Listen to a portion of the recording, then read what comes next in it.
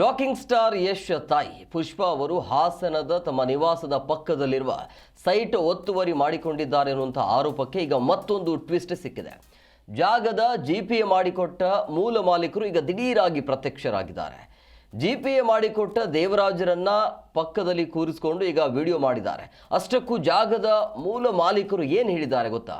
ಈ ಸ್ಟೋರಿ ನೋಡಿ.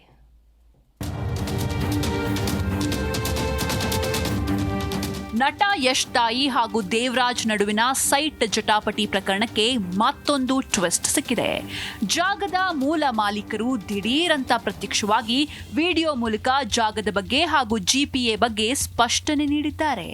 ಹೌದು, ಹಾಸನ ನಗರದ ವಿದ್ಯಾನಗರ ಬಡಾವಣೆಯ ನಟ ಯಶ್ ತಾಯಿ ಪುಷ್ಪಾ ಅವರ ಮನೆಯ ಪಕ್ಕದಲ್ಲಿದ್ದ ಜಾಗವನ್ನ ಒತ್ತುವರಿ ಮಾಡಿಕೊಂಡಿದ್ದಾರೆಂಬ ಆರೋಪದ ಪ್ರಕರಣ ಸದ್ಯಕ್ಕೆ ಮುಗಿಯುವ ಲಕ್ಷಣಗಳು ಕಾಣ್ತಾ ಇಲ್ಲ.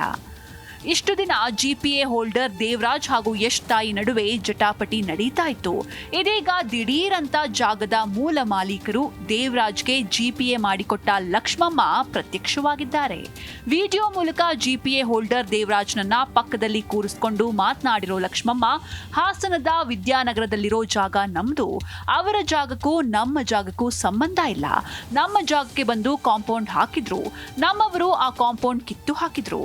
ನನಗೆ 93 ವರ್ಷ ವಯಸ್ಸಾಗಿದೆ, ಹಾಸನಕ್ಕೆ ಬರೋದಕ್ಕೆ ಆಗೋದಿಲ್ಲ. ಹಾಗಾಗಿ ನಾವೇ ದೇವರಾಜ್ಗೆ ಜಿಪಿಎ ಮಾಡಿಕೊಟ್ಟಿದ್ದೇವೆ. ಈ ಜಾಗದ ಸಂಬಂಧ ಎಲ್ಲವನ್ನೂ ದೇವರಾಜ್ ನೋಡ್ಕೊಳ್ತಾರೆ ಅಂತ ಹೇಳೋ ಮೂಲಕ ಯಶ್ ತಾಯಿ ಹೇಳಿಕೆಗೆ ಲಕ್ಷ್ಮಮ್ಮ ಉತ್ತರ ಕೊಟ್ಟಿದ್ದಾರೆ. ನನಗೆ 93 ವರ್ಷ, ಮೈಸೂರಲ್ಲಿ ಇರೋದು.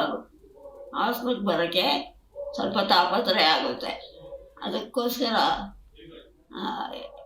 ದೇವರಾಜ್ ಅವರಿಗೆ ಜಿಪಿಎ ಬರ್ಕೊಟ್ಟಿದ್ದೀನಿ. ಆಯ್ತಲ್ವಾ? ಯಾಕೆ ಬಂದರು ಅಂತ ಅದಕ್ಕೂ ಇದಕ್ಕೂ ಸಂಬಂಧವೇ ಇಲ್ಲ. ಅವ್ರದ್ದು ಆ ರೋಡಲ್ಲಿ ಐತೆ, ನಂದು ಈ ರೋಡಲ್ಲಿ ಐತೆ.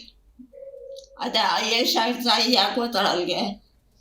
ಕಾಂಪೌಂಡ್ ಹಾಕಿಸ್ತಿದ್ದಂತೆ ಮತ್ತೆ ನಿಲ್ಸೋರೇನೋ.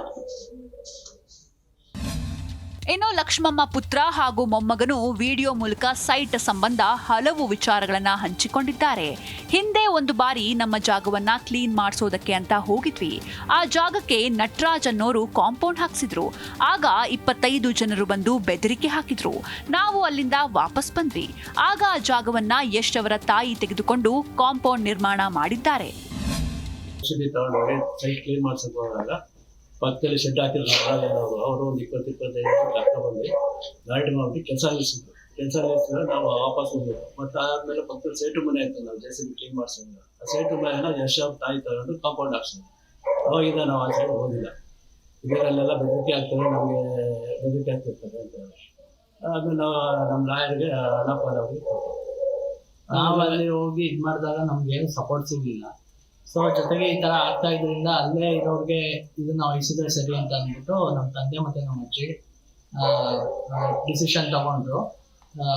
ದೇವರಾಜ್ ಅವ್ರಿಗೆ ಜಿಪಿಎ ಮಾಡ್ಬಿಟ್ಟು ಇದನ್ನು ಸ್ವಲ್ಪ ಬಗೆಹರಿಸ್ಕೊಡಿ ನಮಗೆ. ಕಾಂಪೌಂಡ್ ಹಾಕಿದ ದಿನದಿಂದ ಇಲ್ಲಿವರೆಗೂ ನಾವು ಆ ಜಾಗಕ್ಕೆ ಹೋಗಿಲ್ಲ. ಆಗ ನಮಗೆ ಸರಿಯಾದ ಸಪೋರ್ಟ್ ಸಿಗದ ಕಾರಣ ನಾವು ಸ್ಥಳೀಯರಿಗೆ ಜಿಪಿಎ ಮಾಡಲು ನಿರ್ಧಾರ ಮಾಡಿಕೊಂಡ್ವಿ.